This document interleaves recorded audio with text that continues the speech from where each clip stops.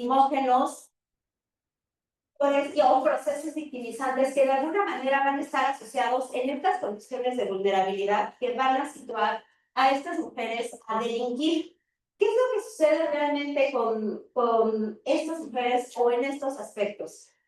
Si nos vamos un poquito a la historia, nos vamos a dar cuenta que la delincuencia femenina ha ido en aumento y que aunque todavía está muy por debajo en comparación con los hombres, estamos hablando que aproximadamente hay un 5% de presencia femenina dentro de las cárceles de la Ciudad de México en comparación con este vaya 95% que es el de los hombres. Entonces, es precisamente por este 5% que no se le ha dado la importancia debida a estos procesos victimizantes bajo las que ellas se encuentran actualmente. El poco estudio que se ha abordado e incluso la estigmatización, porque además no podemos perder de vista que existen muchas cuestiones culturales, de creencias, de género, como se ha estado abordando a lo largo de todas estas conferencias, que han colocado a la mujer en una situación de una conducta delictiva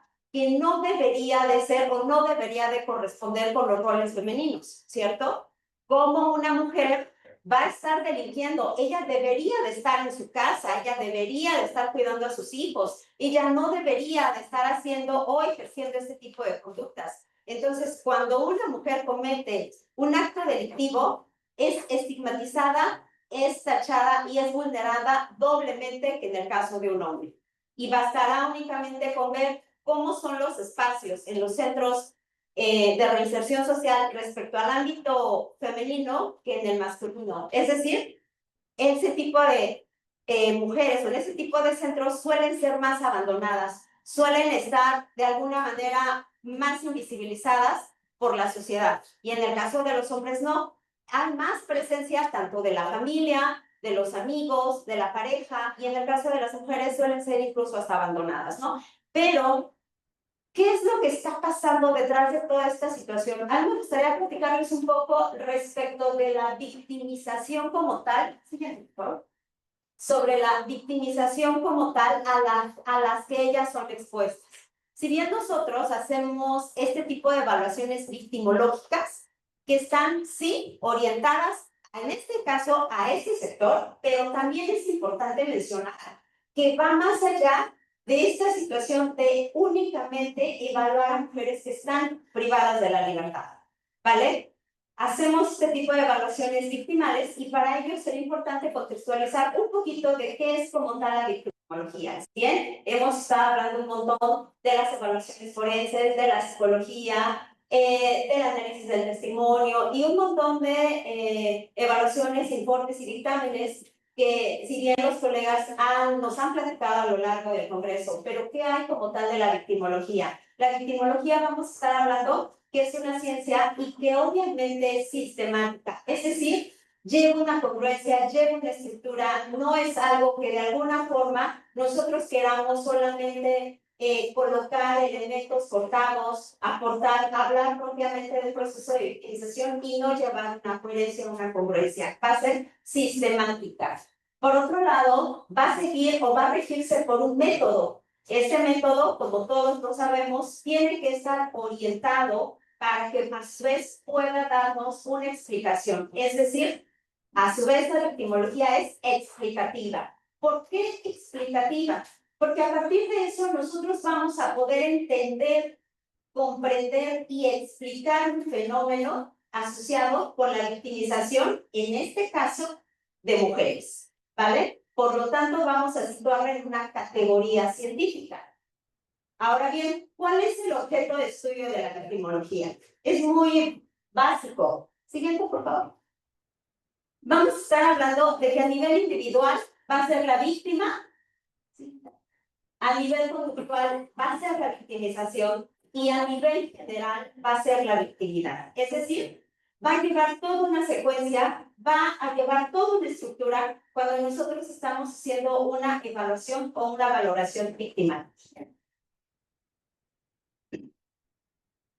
Ahora bien, vamos a hablar un poco de estos factores victimógenos. como tal, cuando nosotros estamos haciendo estos análisis de la victimización, no podemos dejar de lado como tal estos factores victimógenos o bien, como los conocemos en psicología, factores de riesgo, que van a estar más asociados a estas condiciones que va a tener un individuo que los va a hacer más sensibles a un proceso victimizante, ¿sí? Es decir, cuáles van a ser esos elementos que van a preceder a una persona para que se coloque en un proceso de victimización. Y entonces vamos a poder hablar que se habla propiamente de estos factores exógenos y de estos factores endógenos. Como tal, los factores exógenos vamos a estar hablando propiamente de la edad, del sexo, del género, del nivel de estudios, de la nacionalidad, y todas estas cuestiones que de alguna manera pues son moldeables y son manipulables. Cuando hablamos propiamente de los factores endógenos, vamos a estar hablando de todas estas condiciones o de estos elementos a nivel biológico, a nivel psicológico, que van a estar dentro de estas personas, de la personalidad que van a tener todas ellas. Y entonces, imagínense, cuando estamos haciendo un análisis, poder revisar cada uno de estos elementos y cada uno de estos criterios. Ya lo decía ayer el doctor David, ¿no? No es algo que se pueda hacer en un día o en dos. Es un trabajo que va a llevar una investigación como tal, un proceso, y que obviamente va a llevar su tiempo. Entonces, de esta manera, nosotros vamos a poder explorar sobre estos factores victimógenos que van a estar presentes en la conducta delictiva. Siguiente. Ahora, ¿por qué hablar de victimización antes, durante y después de la prisión? Si bien, ¿por qué me interesa poderles platicar un poco de todo esto? Porque realmente yo llevo ya muchos años trabajando con población privada de la libertad. Hemos hecho algunos estudios respecto a personalidad, respecto a cómo se mueven las emociones dentro de estos espacios. Y casi siempre vamos a encontrar situaciones de una vulnerabilidad tremenda en ellas. Vamos a encontrar también elementos y factores que a ellas, obviamente, el solo hecho de llegar al sistema las coloca en una situación de revictimización. Siguiente. Vamos a encontrar entonces que las mujeres privadas de la libertad suelen vivir múltiples formas de violencia desde la infancia hasta, bueno, acá yo lo estoy colocando hasta su detención, pero sabemos que obviamente no va a terminar ahí la violencia, ¿verdad? Digamos que va a ser solamente el inicio ahora o la continuidad de un proceso de violencia. ¿Por qué es importante mencionarlo? Porque generalmente detrás de esta situación que a ellos las coloca en una situación de prisión, va a existir toda una historia de violencia y de maltrato. El encarcelamiento como tal no solamente es el inicio del problema, ¿no? Porque ¿qué pasa cuando alguien llega a prisión, considera que ya hay un problema? La realidad es que este problema solamente es la continuidad ya de un proceso victimizante. Y entonces cuando nosotros hacemos una evaluación victimal, tenemos que revisar cómo vivía, cómo era y cómo se situaba esta persona a nivel individual, a nivel personal, a nivel social, a nivel cultural, antes de la prisión. Durante, cómo vive esa etapa y posterior a ella. Sí. Luego entonces vamos a continuar como tal con esta trayectoria que va a recorrer una persona desde la vulnerabilidad inicial hasta la consolidación de su identidad ya como víctima. Pero estamos hablando de, están privadas de la libertad, se supone que son criminales. ¿Cómo es que están en una situación de victimización? Bueno, el mismo sistema las va a colocar de esta forma. Ahora, vamos a tratar ya solamente de mostrarles un caso de una evaluación a nivel victimal que hicimos hace algún tiempo de una persona que se encuentra privada de la libertad por haber acuchillado a su suegra, a una mujer. Entonces, lo que nosotros hicimos fue poder explicarle al juez ¿Cuáles serán estos elementos de esta persona, ese intervictimae, que en victimología se conoce como el camino, que va a seguir una víctima para situarse en esta situación? Y entonces, a partir de eso, poderle explicar a él cómo eran las características psicológicas de esta persona para poderse situar de esa forma. Siguiente. Igual, siguiente. Siguiente. Bien. Vamos, les voy a platicar de Norma.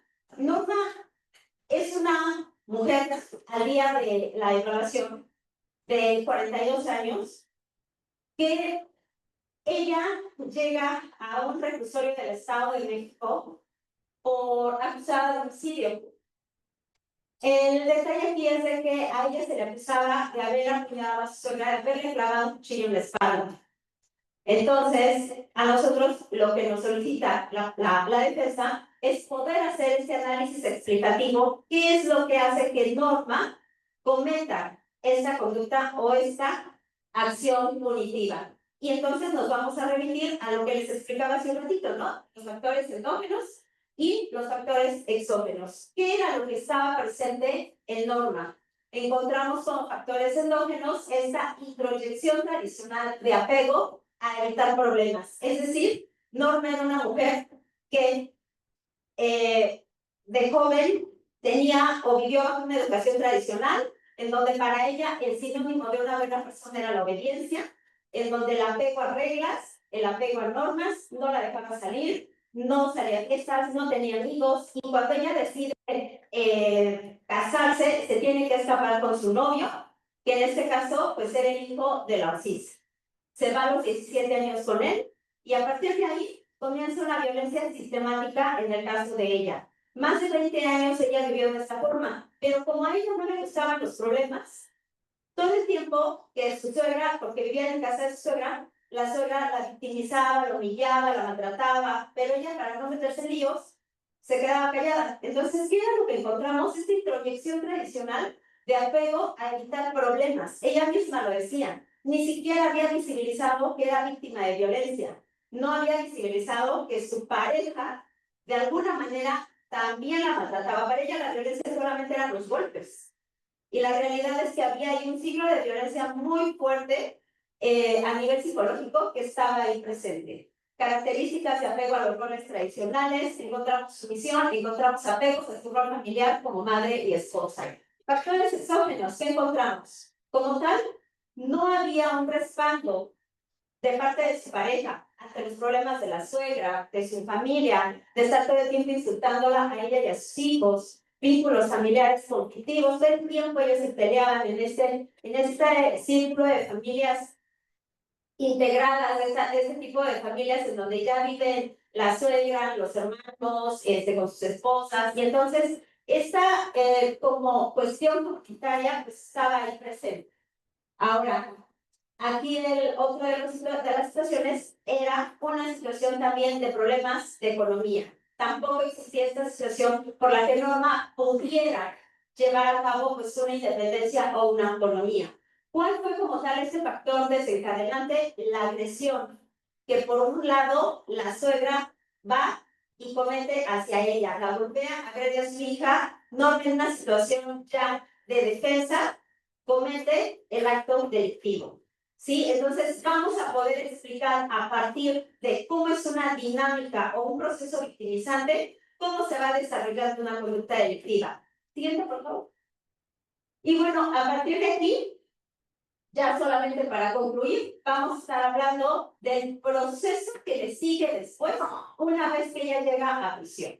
Es decir, ahora van a encontrar regímenes rígidos, una salud mental ignorada, duelos por separación y toda esta secuela que va a seguir posterior a que ella llega a la prisión.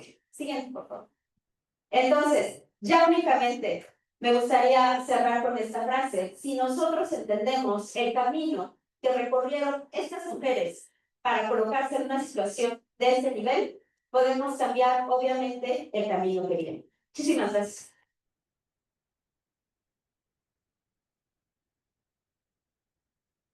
Primero, Agradecemos como toda usted, sin duda es un tema muy complejo y quisiera abarcar 15 minutos, pero la buena noticia es que al final pueden acercarse a los ponentes y eso da pie a que hagan muchas preguntas e inquietudes. Seguimos con el programa. En este caso nos vamos a Argentina. La doctora Mariela. ¿Doctora, nos escucha? Hola, doctora. Hola, sí, acá estoy. ¿Se escucha bien? Perfecto. Saludos desde México, doctora Mariela Luz, Yesuró.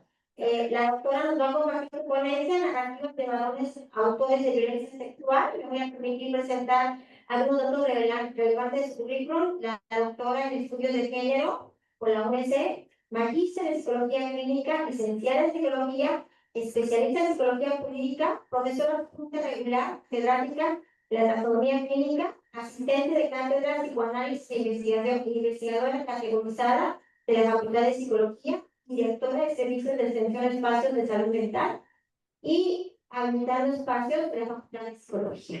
Muy bien, doctora, por favor, adelante. Les doy el micrófono. Bueno, muchas gracias por recibirme, aunque sea así de manera virtual. Agradezco mucho a Vanessa, mi querida amiga y colega.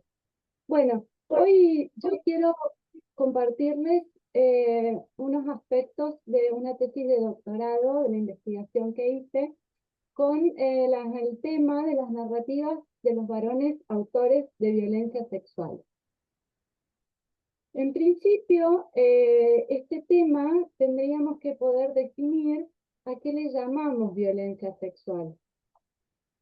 Además de las definiciones clásicas contenidas en los cuerpos legales, internacionales, nacionales, locales, vamos a llamar violencia sexual, utilizando también la definición que da Amnistía Internacional, que considera todo otro comportamiento individual, social e institucional que colabora, reproduce y legitima la opresión de la sexualidad femenina y cuerpos feminizados por no tomar medidas para prevenir, actuar y detener los abusos. Uno de los objetivos que me llevó adelante en esta investigación consistió en identificar y analizar las narrativas de los varones entrevistados, inscribiéndolas en el marco de las narrativas socioculturales que se encuentran disponibles en el contexto local. Para ello, entonces, necesitamos también definir la categoría que utilizamos como varón. Llamamos varón a un hombre cisgénero, o como lo nombra Paul Preciado, biohombre, un sujeto agente de la violencia, destacando el factor electivo presente en la acción y con ello las posibilidades de actuar de otra manera. Parafraseando a Simone de Beauvoir, Johanna Burke dice: los violadores no nacen, se hacen. Como antecedente de esta investigación de doctorado, tengo la investigación de maestría en psicología clínica, a partir de la cual estudié a un grupo de varones que estaban condenados por delitos sexuales y que estaban cumpliendo su condena en la prisión, en la cárcel de San Martín, en la ciudad de Córdoba, capital, en la país en Argentina, ¿verdad? En esta investigación de maestría voy a destacar algunos de los resultados. En principio, no existe un perfil específico del varón autor de violencia sexual. La mayoría, de un 68%, tiene una relación familiar con la víctima del delito. Y de ellos, el 80% son padres y padres afín, y la mayoría de las víctimas de esos delitos son mujeres y menores de 18 años. Otro de los principales resultados es que se sobrediagnostica la psicopatía y la perversión, habiendo una presentación clínica heterogénea. Esta investigación me llevó a continuar, Esta investigación me llevó a continuar con la tesis, con la investigación de doctorado, y proponer una crítica al modelo epistémico político que aborda la violencia sexual desde un enfoque individualista, esencialista, criminalizante y patologizador, desconectado de otras violencias estructurales, y que a su vez el material empírico, las entrevistas a las personas condenadas, ponen en valor la tesis de la epistemología feminista que hablan de la normalidad del violador. Es decir, que es el resultado de la adaptación y prerrogativa que define el rol masculino en las sociedades patriarcales. Los que las feministas comúnmente llaman son los hijos sanos del patriarcado.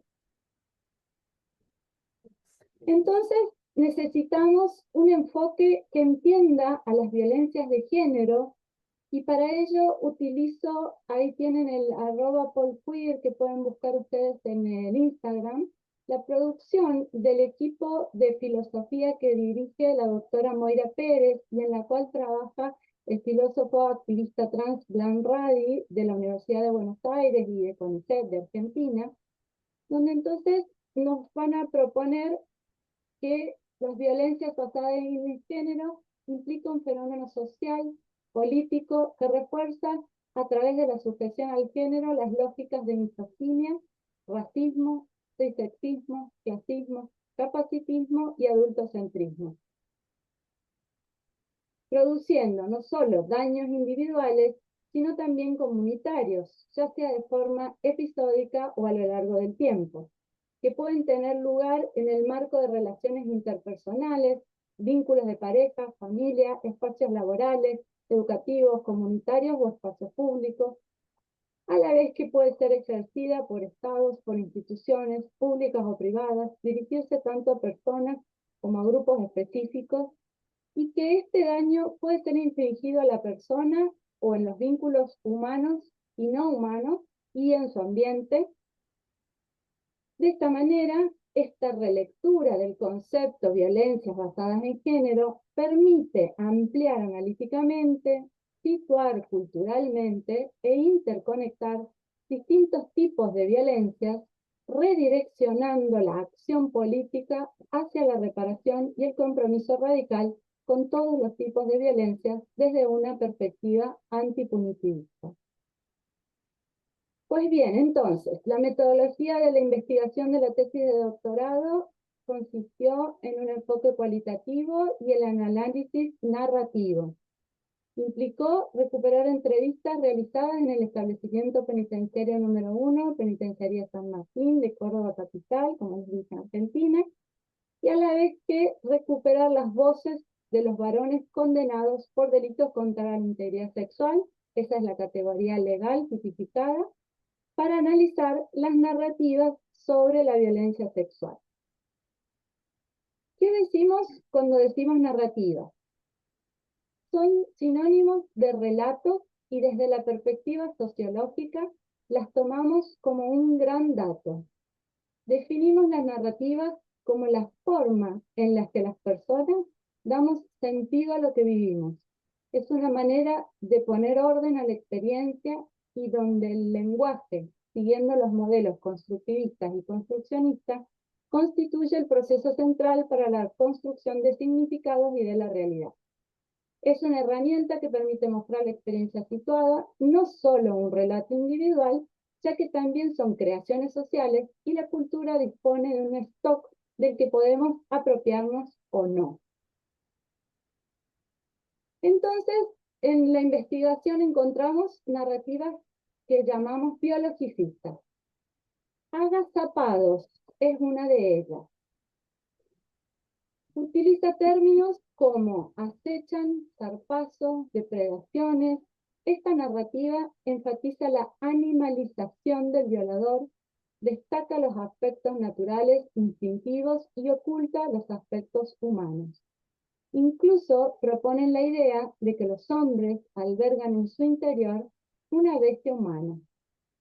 Junto con el mito del violador negro y de la mujer negra desenfrenada, han sido revisadas críticamente y denunciadas por la ideología racista y sexista que la sostiene.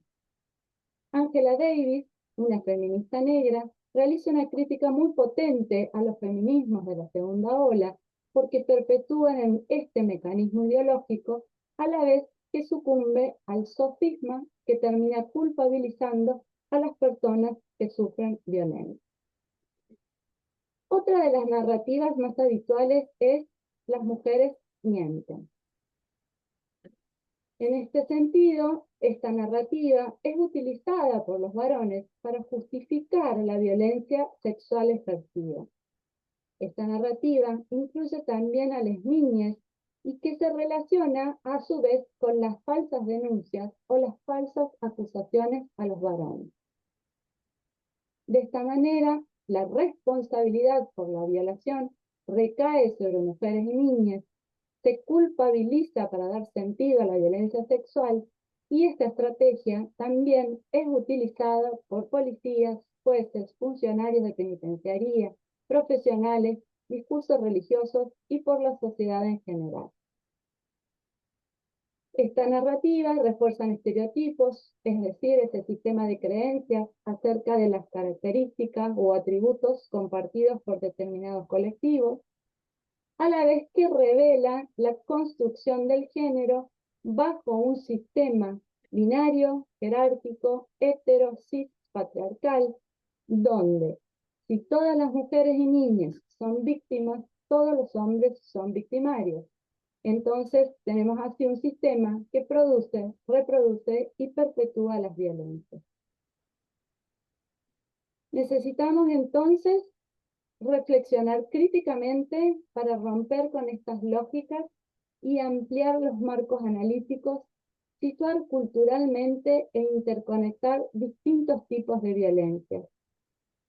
A la vez que necesitamos rediccionar la acción política hacia la reparación y el compromiso radical desde una perspectiva antipunitivista. Bueno, muchas gracias. Espero haber estado acorde al tiempo, no sé, me dirán.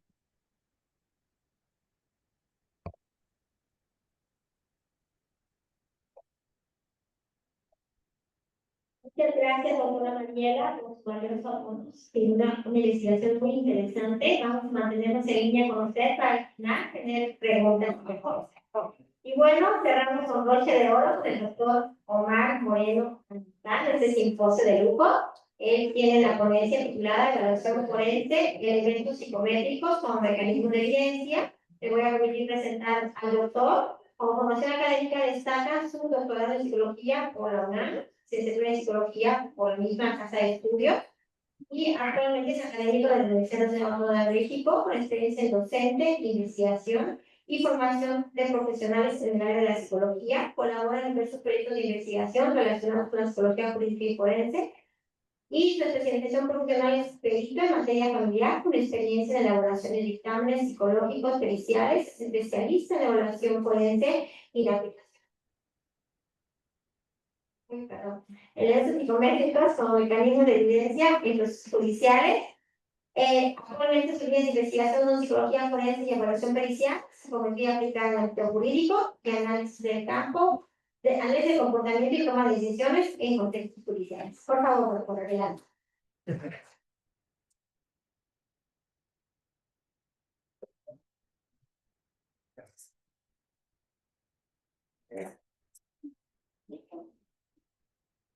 Ok. Buenas tardes, colegas. Qué bueno que están todos por acá presentes. Yo creo que están un poquillo cansados ya ahorita. Vamos a tratar de agilizar esto. Y voy a hacer lo siguiente, principalmente pensando en los colegas que ya son expertos, que ya llevan mucho tiempo acá. Voy a tratar de orientar el contenido de esta charla principalmente a nuestros compañeros que están inmersos en esto, que están interesados en esto y que de alguna manera queremos pensar que de aquí varias de ustedes van con el interés de formarse como profesionistas en psicología en el ámbito jurídico y forense. Esa es la intención. Y se los voy a plantear a partir de una base muy simple. Justamente el día de ayer, les voy a platicar, me sustituyeron en una audiencia allá en Cancún. Estaban muy insistentes de que yo tuviera que ir allá a Cancún. ¿Por qué? Pues por una razón muy sencilla. Teníamos que participar en el caso de un muchacho que fue acusado por delito sexual, pero de manera injustificada, la verdad, ¿no?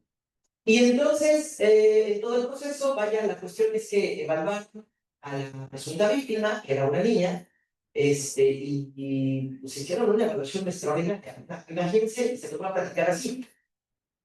A una niña de 7 años le aplican 5 pruebas, ¿va? 5 pruebas. Y de estas 5 pruebas, 4 eran proyectivas. No sé si reconocen, por todos los colegas que están estudiando, formándose, a qué nos referimos con pruebas proyectivas, ¿verdad? Son estas pruebas donde su principal intención es la comprensión de la dinámica psíquica de los individuos y la interpretación que tienen de sus, pues de lo que están viendo. Esa es su intención. Más no es medir, no es mostrar evidencia y nada de eso. ¿Vale? Entonces, son 5 pruebas, estas 5 pruebas son proyectivas. Una prueba fue psicométrica, pero ¿cuál fue? Es una prueba que sirve nomás para un tamizaje que se llama, para quienes no la conocen, se llama PTI, por sus iniciales, que es la escala de ansiedad de Beck. Tal vez algunos la conocen. Una pruebita muy chiquita, 21 reactivos, ajá, con una puntuación que va de 0 a 54. Y en el informe nos dicen, la niña sacó 50 de 90 puntos, demostrando un alto grado de ansiedad propio correspondiente de víctimas de abuso sexual. Es enorme. Entonces, quisiera plantearles lo siguiente, y por eso el interés de que estuvieran, en este caso su servidor, en Cancún. Preguntaban, oigan, ¿no puede participar un colega psicólogo, psicóloga de allá de Quintana Roo? Y la respuesta era no, porque no sabían.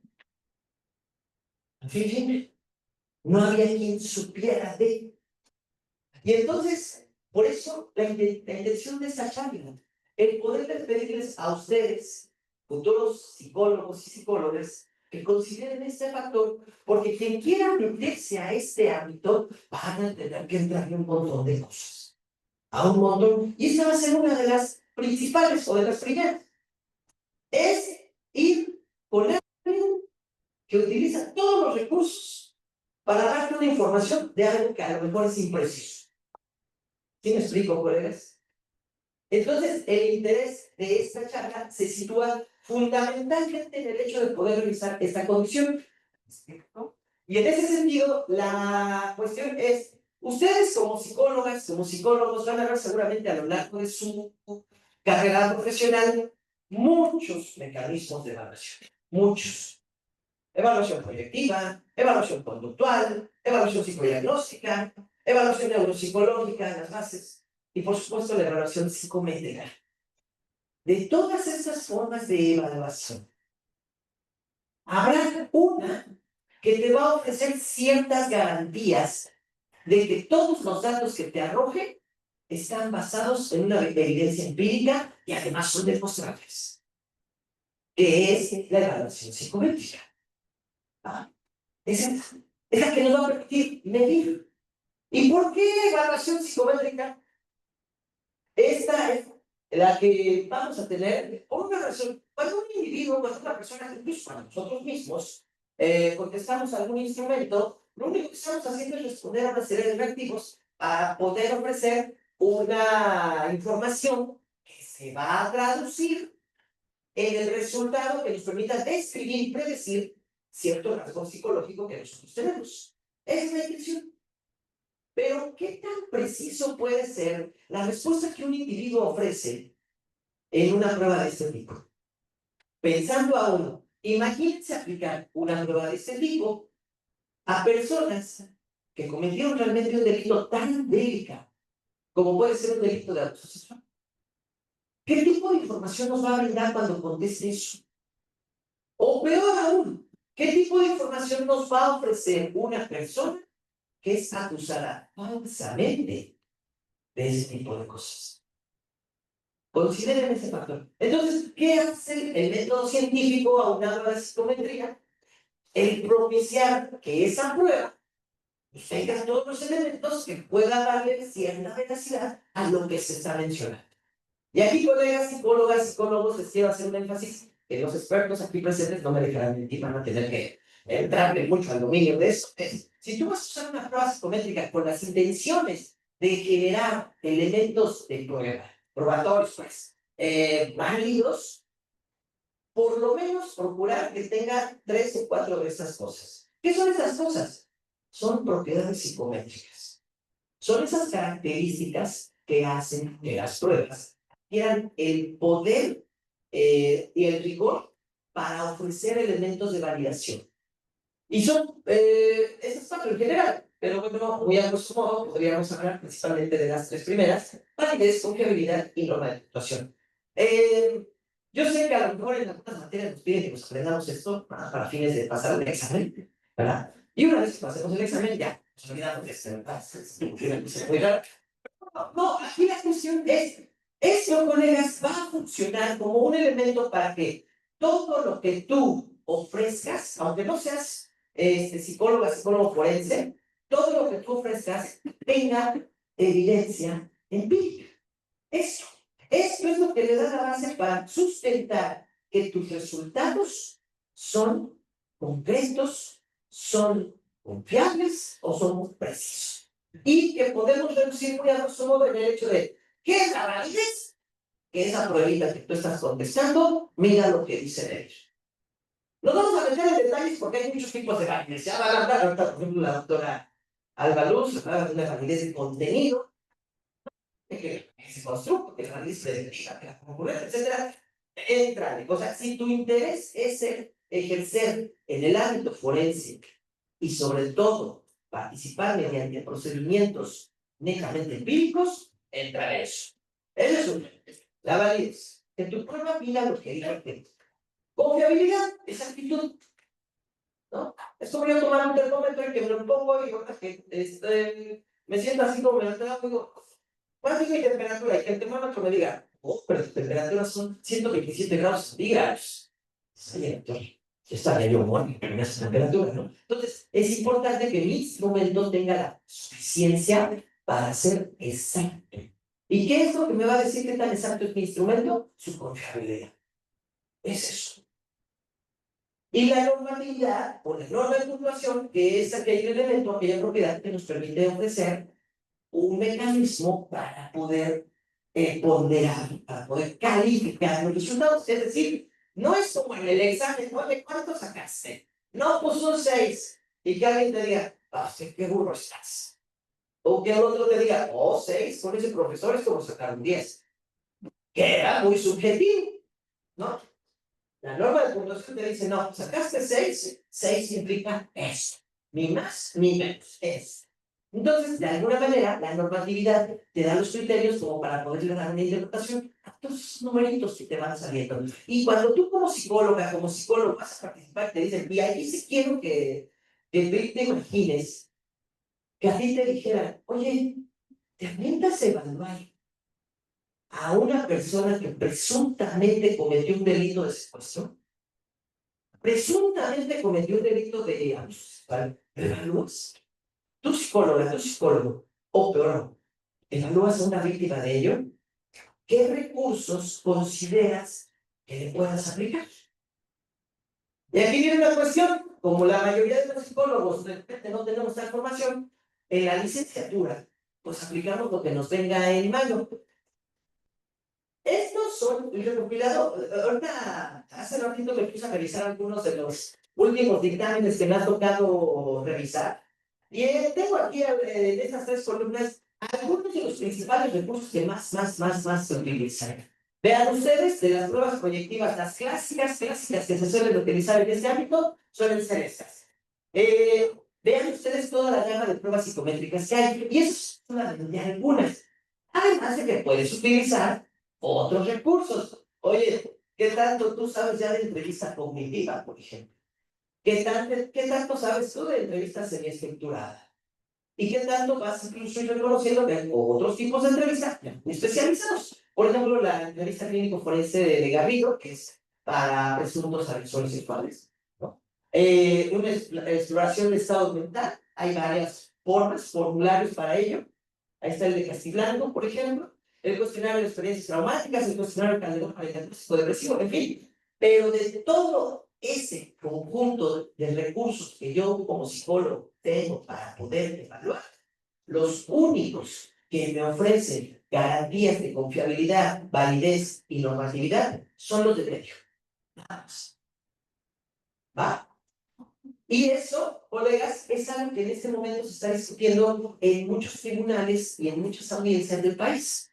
Porque desafortunadamente todavía hay muchos psicólogos, y aquí mis colegas expertos no me dejan mentir, que están ejerciendo en el ámbito forense y todavía no tienen de manera muy precisa la distinción o la diferencia que hay entre el utilizar pruebas directivas y utilizar pruebas psicométricas.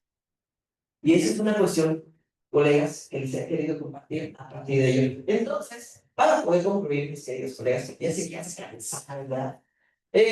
Voy a hacer unos puntos muy sencillos. El primero de ellos es el hecho de decir, oigan, vamos a dándole el reconocimiento adecuado, el reconocimiento debido al uso de la psicometría en el ámbito forense. Échense libros clásicos, colegas. Yo les puedo recomendar libros muy básicos. ¿Quieren iniciarse en esto? Léanse, por ejemplo, los libros de Soria, por ejemplo. El autor Soria es uno de ellos. Lean, por ejemplo, en México tenemos a uno que es muy famoso, Eric García, se suele juntar con muchos colegas, también ha hecho cosillas ahí. Y hay muchos otros tantos libros más que hablan de eso, ¿no? Lean un poquillo de eso y van a descubrir que leen un libro y van a querer leer el otro, y luego el otro, y luego el otro. Entonces, ahí les paso el tip. La complementariedad de pruebas psicométricas y predictivas. Me preguntan, oye, ¿y entonces pruebas predictivas no sirven de nada? Sí se pueden complementar con la información. Pero muchos colegas dicen, oye, te voy a aplicar la prueba de dibujo, haz una persona, dibuja una persona y escribe una historia. Ahí está, ¿no? Ya que la tienes, a ver, vamos a ver en internet qué significa que le haya dibujado una cabezota gigante. Y lo ven así, no, colegas, si uno quiere utilizar una prueba proyectiva, lo mínimo que puedes hacer es tomar, lo mínimo, tomar diplomado de eso. Lo mínimo. Sí sirven las pruebas proyectivas, siempre y cuando las aprendas con los mecanismos adecuados. Y no te van a dar confiabilidad de validez. Toma en cuenta eso. Lo que te van a dar es una interpretación alterna de la realidad del individuo desde su perspectiva. ¿Para qué? Para que lo comprendas. Es el interés. Entonces, imagínate, un caso proyectivo, un caso psicométrico, tienes un esquema mucho más amplio. Considera, por supuesto, la relevancia del rigor científico. Eres psicólogo. Quieras o no, estás inmerso en una ciencia. Y al estar inmerso en una ciencia, usas el método científico. Si estás en el último semestre y dices, no me sé ni los pasos del método científico, ¿no? Aplicabilidad concreta en México, colegas, ustedes verán que cada vez más hay un montón de pruebas. Aquí afuera están los stands, no les quiero hacer comercial. Ahí están los stands de las pruebas, algunas de las que se utilizan en este país para este ámbito. Échenles un vistazo, no más. Yo sé que a lo mejor es una prueba de 9,000 pesos ahí, la torre. No más, al menos ya sé que existe, voy a averiguar de qué trata. Y la oportunidad, tomen en cuenta lo siguiente, colegas. Me dicen que hay en Lindana no hay psicólogos forenses. No está tan lejos de aquí. Ahí es más sutil. Y yo no sé cómo ustedes porque Yucatán. Pero pues no creo que dice mucho de eso. Y bueno, fuera de eso, de verdad me fui lo más rápido que pude. Espero que les haya aportado un relato de esto. Y a los colegas expertos, gracias por la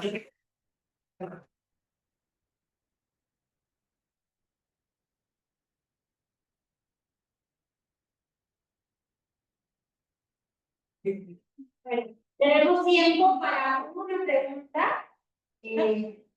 Adelante, por favor. Después empezamos el siguiente simposio. ¿No hay preguntas? Aquí, por favor.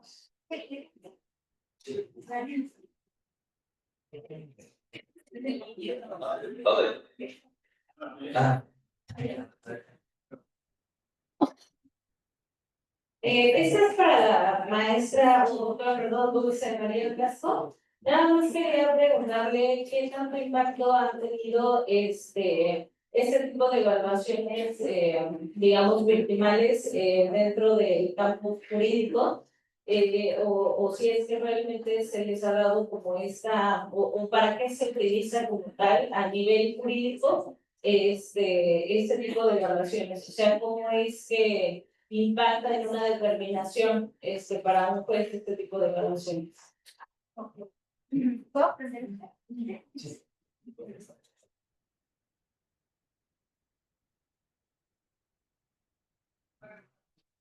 Y ya está,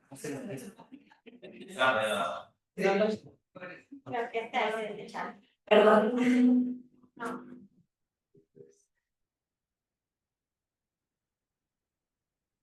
Ok, yo creo que trataré de hablar fuerte para evitar interferencia con los micrófonos. Fue algo que, compañera, ya no pude propiamente explicar, si bien en un contexto forense las evaluaciones victimales son bien necesarias, pero aún no se realizan con tanta frecuencia, no en la Ciudad de México. Y ya mejor ni hablemos en otros estados, casi nadie las conoce. Y es precisamente porque la victimología todavía es una ciencia joven. Incluso hay quienes todavía están peleando con esta parte de que no es una ciencia, es una disciplina, ¿vale? Entonces, cuando nosotros hacemos una evaluación victimal, va a llevar toda una metodología que va debida, obviamente, a los principios psicológicos forenses, pero que va a tener características propias de la victimología. Cuando nosotros las trasladamos a un ámbito jurídico, obviamente es con la intención de explicarle al juez que hay procesos victimizantes que colocan a una persona que ejerce una conducta delictiva a poder realizar el crimen o el delito. Obviamente no estamos tratando de justificar el acto, pero estamos tratando de explicarle desde términos victimológicos cómo es que esta persona llega a cometer tal conducta. ¿Vale? No sé si te respondí. Sí, o sea, bueno, nada más mi pregunta era, sé que lo hacen los criminólogos, sé que lo han hecho los criminólogos en la Ciudad de México, porque he visto muchos estudios de victimología por parte de criminólogos, pero no los he visto casi realizados en personas que están privadas de la libertad. Entonces, mi pregunta era justamente qué cuerpo tiene sobre una sentencia que se realiza en una persona que está privada de la libertad, hacer un estudio victimológico. Sí, claro, forma parte de su defensa, ¿no? Son los elementos probatorios que va a ejercer, obviamente, la defensa de estas personas. Y también aquí quisiera hacer como este énfasis. Sí, es verdad que lo están haciendo los criminólogos, pero no lo deberían hacer, ¿vale? Ellos no lo deberían de hacer, por eso hay victimólogos. Ellos son los expertos para hacerlo. Pero insisto, son estos vicios, pues, de nuestra práctica forense, ¿no? En los que todavía pues, estamos ahí trabajando. Gracias, compañero. A ver si no fueron.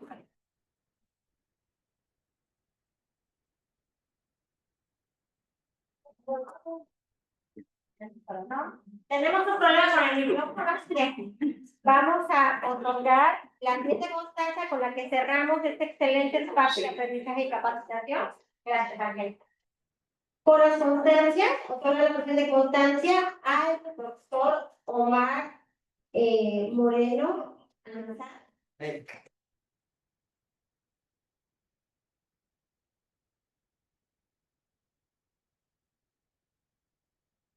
Autora Araúz, Torres Mendoza, doctora. Promoción de María Velasco Hernández.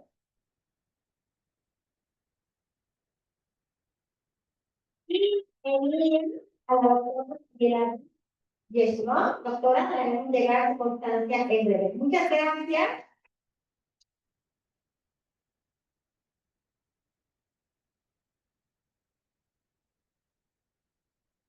Un obsequio por parte de la universidad también. Muchas gracias, doctores. Muchas gracias. Les invitamos a la siguiente mesa de trabajo. Gracias. Buenas noches.